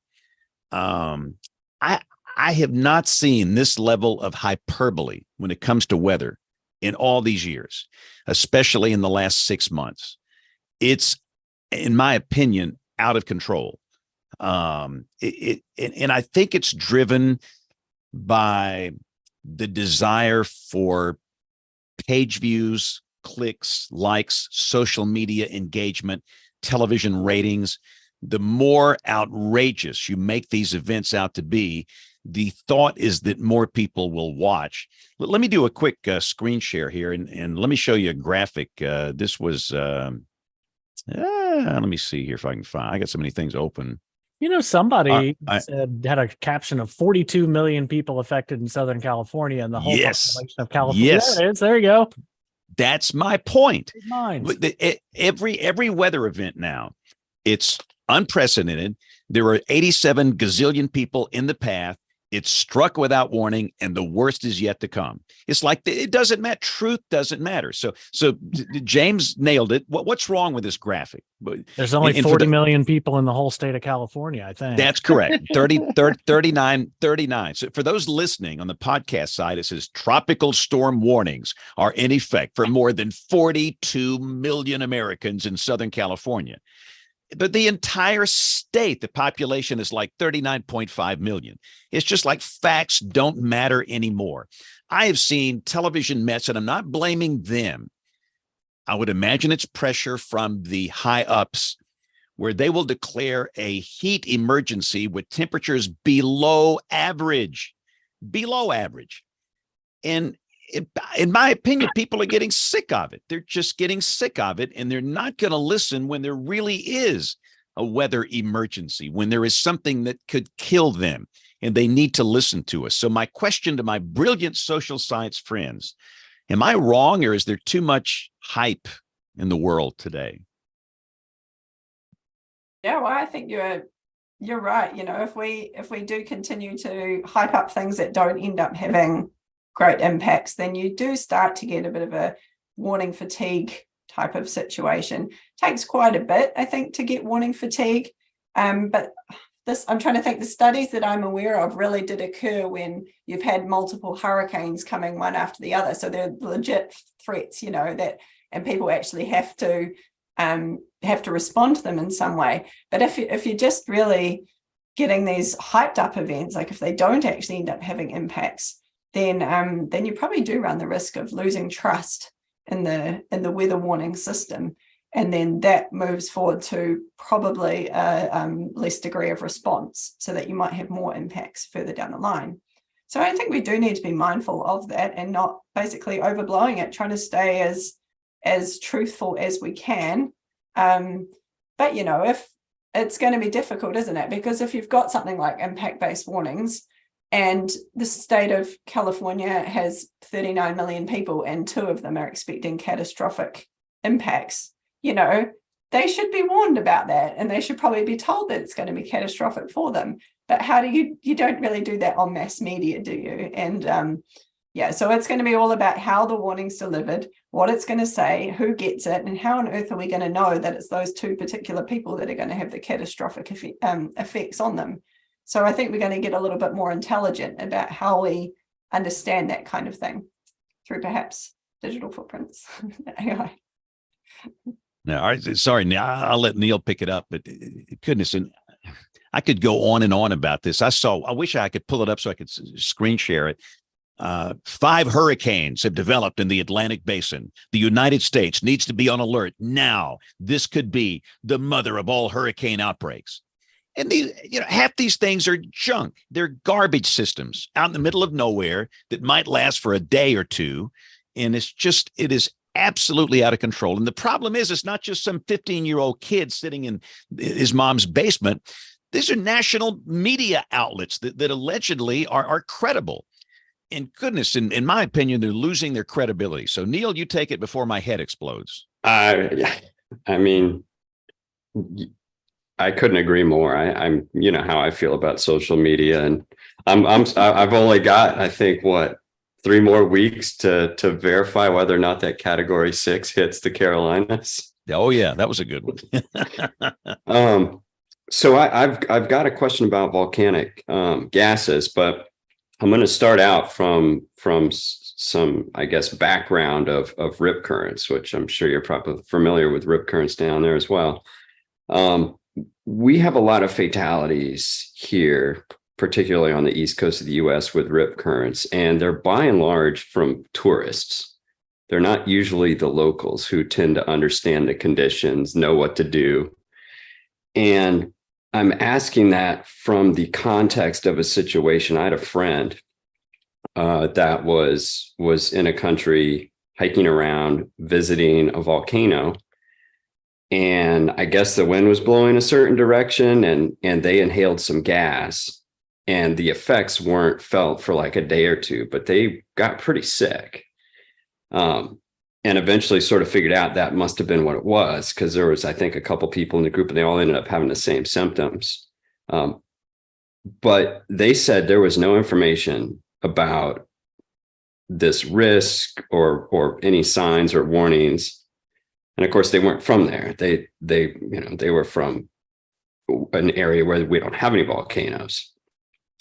So I would assume like the locals know, and this wasn't like an active erupting thing. It was just, I guess, regular gas. I don't know anything about volcanoes, but I'm curious to know, like, setting aside like a major earthquake or eruption or something, what are kind of like the information warning people, particularly not from that area, about just general gas exposure? Yeah, I think in order to warn people who are not from the area for any hazard, there are different ways that you can do that. One is just have information signs, because then whoever comes to that area can see them and they're physically there and it's top of mind. They're not potentially going to be looking at websites because they're just going to the beach or going to wherever. They don't think that there's going to be a hazard, so they don't specifically look it up. So that's where I think in-person signage can be quite useful. If it was a more life-threatening kind of thing, you'd probably want the cell broadcast WEA messages to be, location specific for anyone who's in that area with the cell phone to get that kind of warning. And then, just having information on the area websites if you can, just in case people are looking at them, if they're going to a particular beach or area near a volcano, to have gas poisoning type messages on there for people to see and be aware of in very easy to understand languages.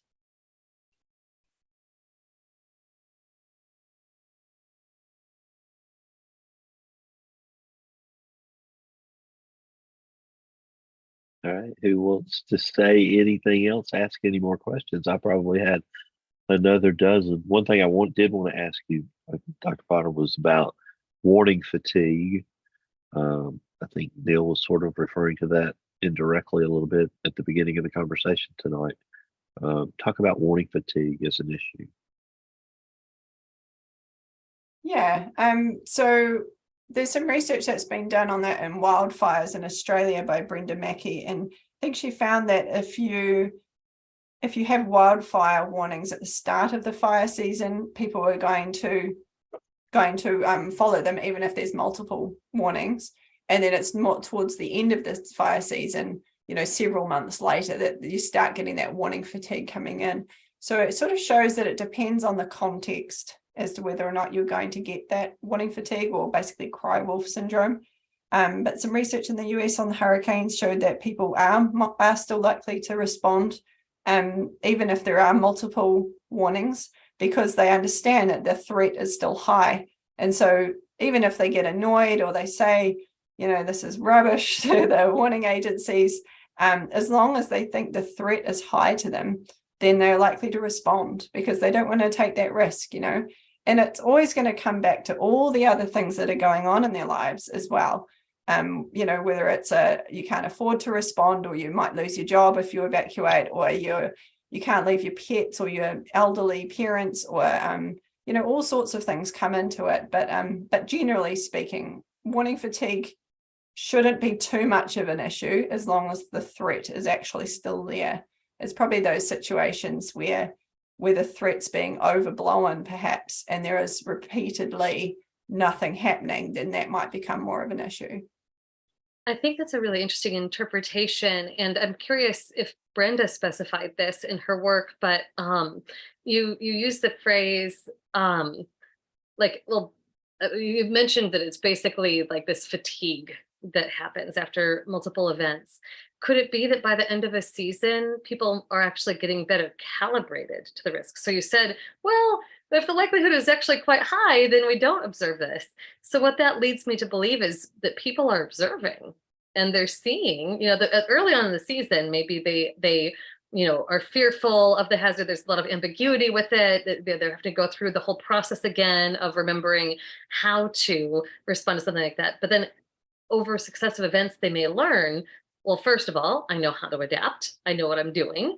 But also I see how spatially specific this is. And I kind of know that it may not be me who will be affected.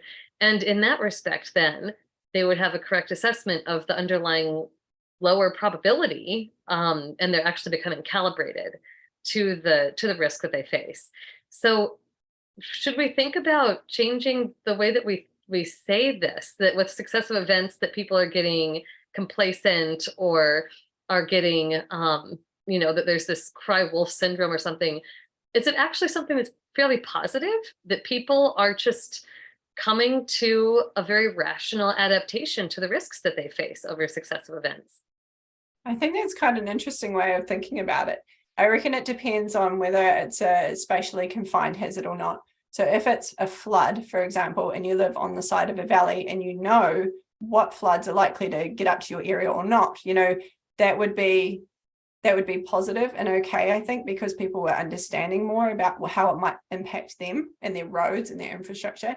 But if it's something more like a wildfire or a tornado or it's a big storm, something that's not so spatially confined, then it might be more that it's not a good thing, basically, because next time it might get them, and so it depends. Probably if it is something they can just adapt to and they're commonly affected by, that's resilience, and that's a good thing.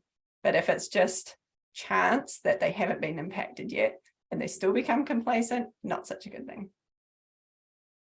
All right, so we are going to take a break. Sally, hopefully you can stay with us for a few more minutes. We're going to take a quick pause. We're going to go to Tony Rice for his astronomy report. We've got Jen in This Week in Tornado History. We'll come back with a weather roundup, picks of the week, and much more as WeatherBrains rolls along. Looking beyond the atmosphere, here's Tony Rice with your astronomy outlook. There's something pretty cool happening in the evening sky this week. On Thursday, just as the moon reaches its first quarter phase, it will pass in front of or occult the bright star Antares. Lunar occultations like these happen several times each year, as it blocks stars and planets in its relatively swift movement through the sky. But each of these events are visible only from certain parts of Earth. This time, it's North America's turn.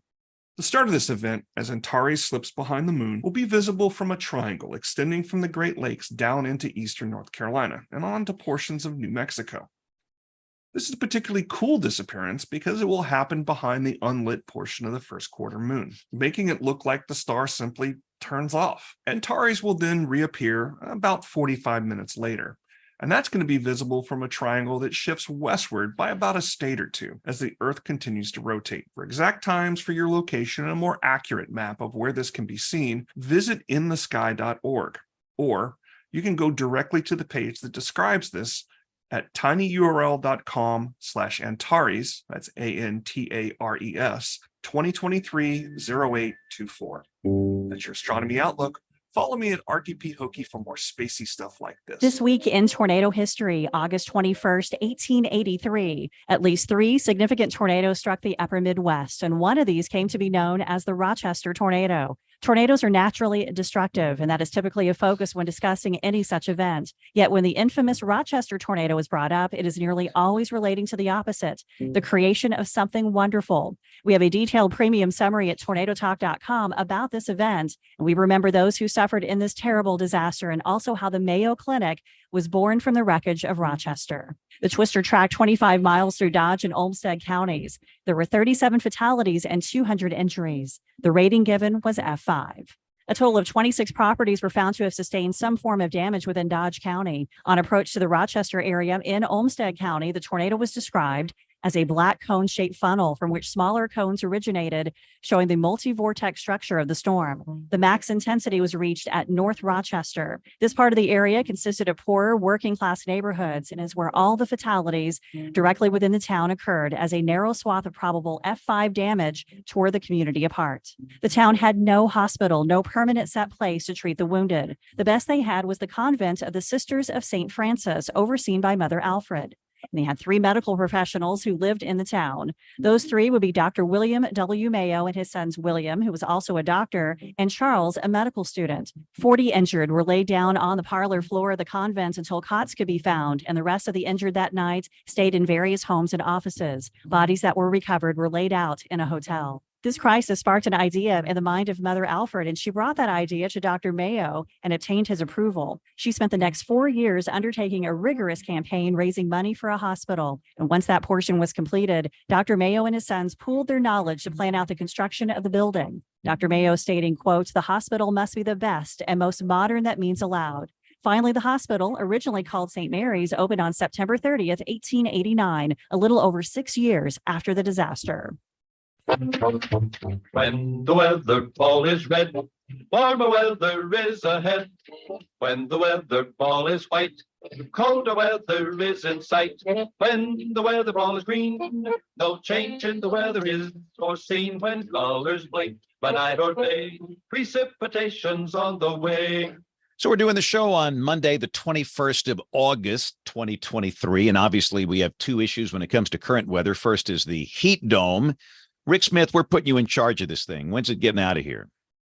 If I'm in charge of it, it was gone. It's gone. I mean, it's, I don't know. I mean, the models are hinting that maybe this time next week, maybe we could, I think some forecasts have highs not getting above 90 for a few days, at least early next week. And this pattern, it's always tough to latch too hard onto that. It's kind of a believe it when I see it kind of thing sometimes, but, I mean, it can't last forever, but it's. I think we're in for a good solid week, at least of more of it, and then maybe a brief break. But I think we're back into it.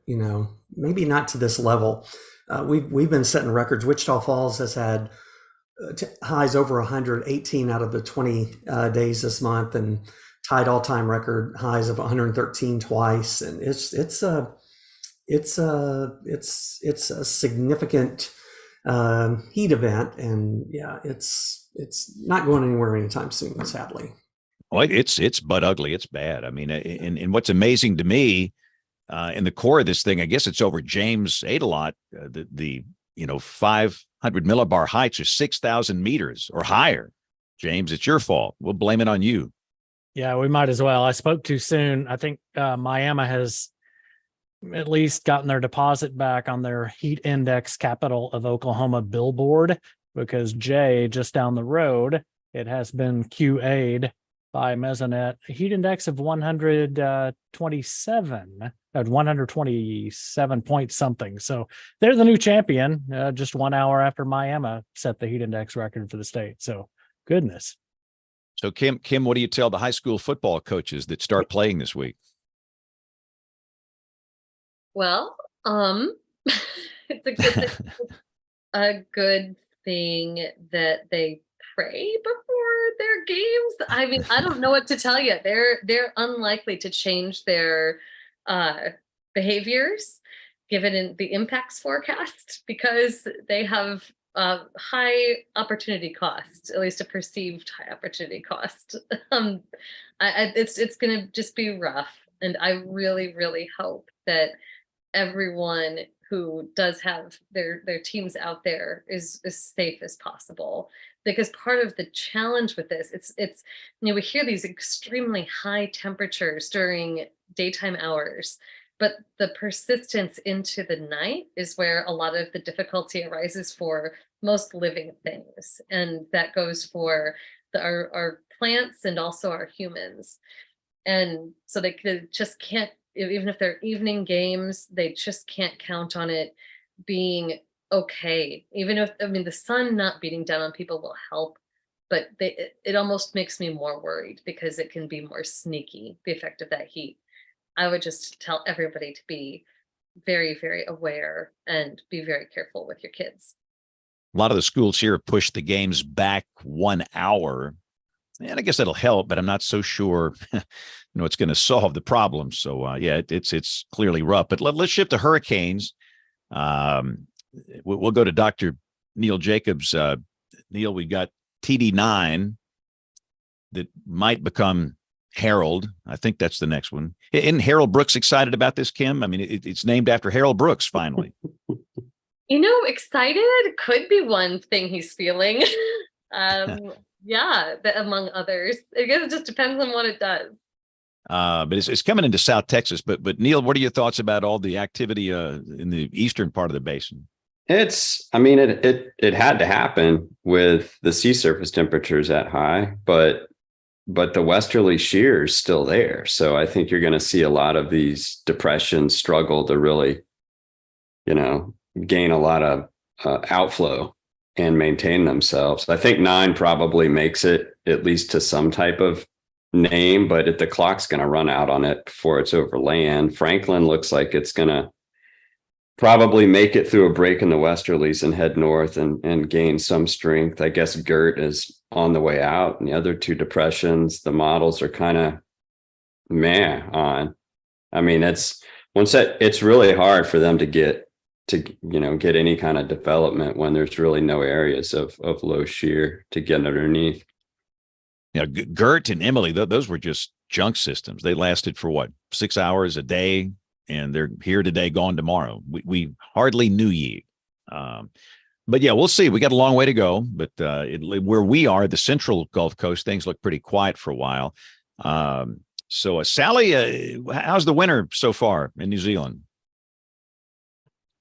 It's been okay, actually. After our year of rain, it's quite nice to have the sun come out again. And I think the mountains have finally got a bit of snow on them for skiing, which they're very happy about. It hasn't been altogether too bad, touch wood. So yeah, looking forward to summer as always. Okay, well, it's coming, and we're all looking forward to winter after our heat here. So let's shift gears, and we're going to go do picks of the week. And Jen will be back next week. We'll do a double email segment next week. But this is where everybody on the show here gives something cool, a website, hardware, software, anything related to weather. So let's begin with James Adelot, the mayor of Tulsa, for his pick of the week. James, what you got for us this week? Well, mine is one of the early track forecasts from Hillary, just because it is incredibly noteworthy, at least to me, that Idaho, Nevada, California, and Oregon were all in a track projection before Florida this year. Wow. Goodness. All right. And again, we'll put these picks up on weatherbrains.com. Rick Smith, give us something good. Talking about the heat, and I'm sure we've talked about it on the show before, the wet bulb globe temperature is a way to measure heat stress and heat danger, and it's spreading slowly. It's been used for quite some time by athletics and the military and weather services, inch by inch, crawling toward using it more. So, and we're starting to throw it out in some of our information too.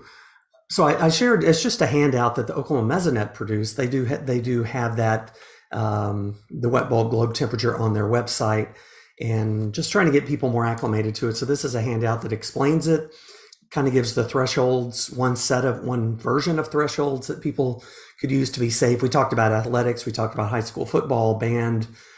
There's a lot of school systems that are using this now to help time practices, help make scheduling decisions, things like that. So this handout is just kind of an introduction to the wet bulb globe temperature. Excellent. All right, Kim. But by the way, the current working show title for this week is behavioral nudging. Kim, what you got for us this week? Go. I have a link to something called the Indonesia Impact-Based Forecast Program, a presentation on it. I was listening to one of these 2 a.m.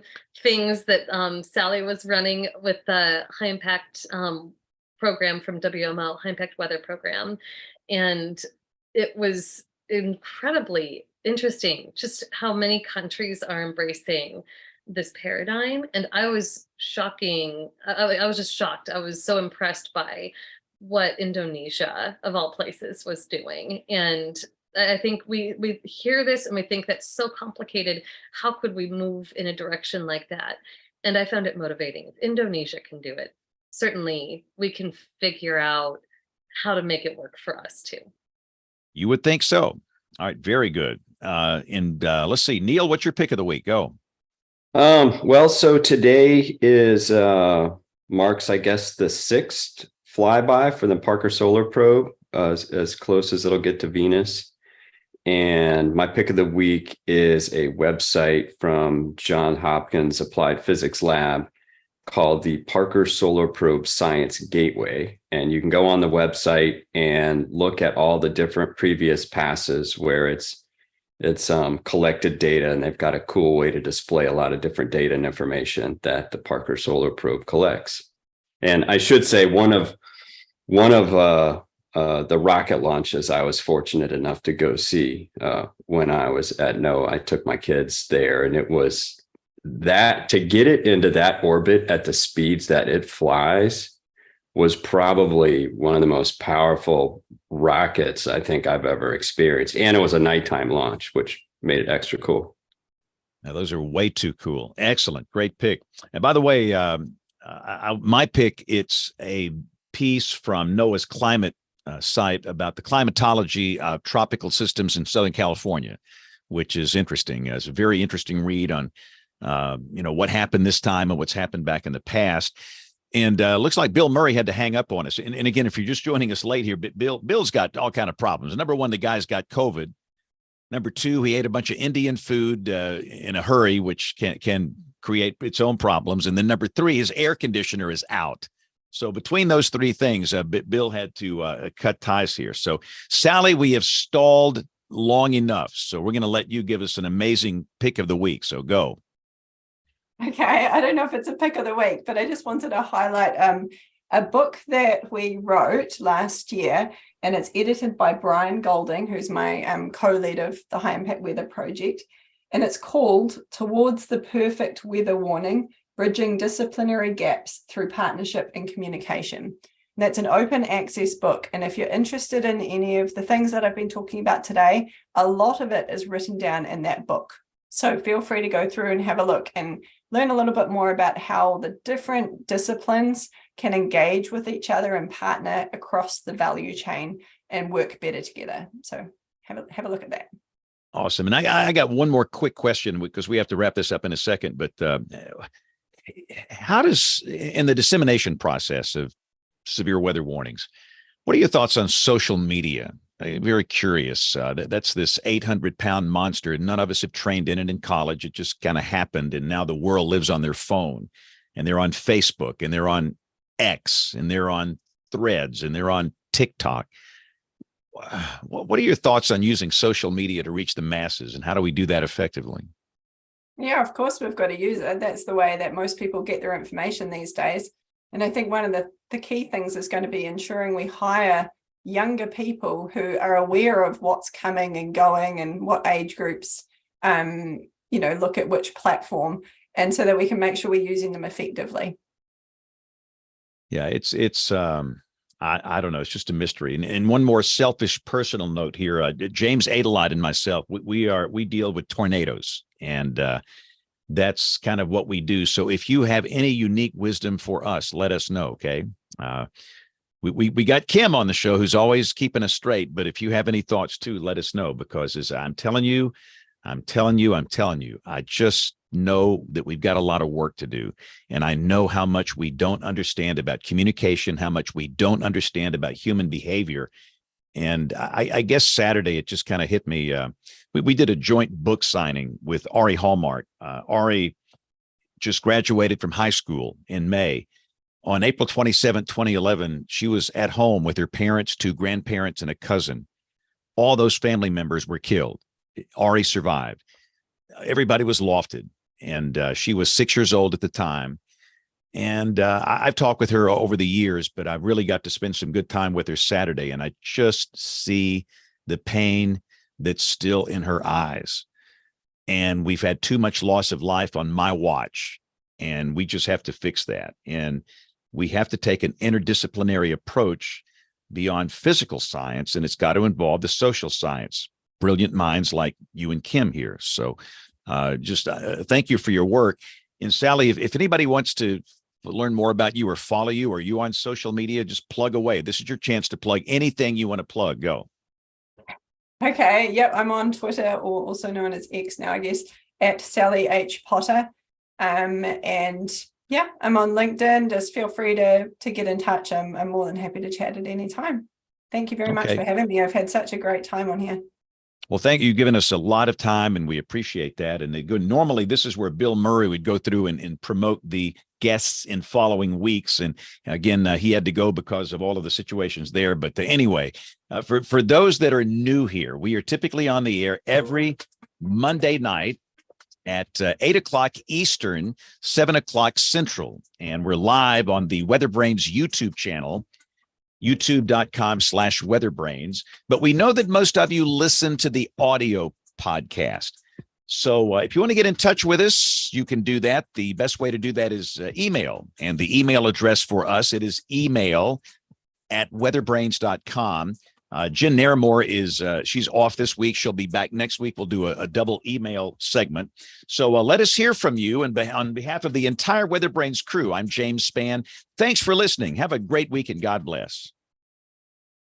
Hey, Sally, thank you. This was a great show. Thanks again. Great questions from everyone. Really appreciated it.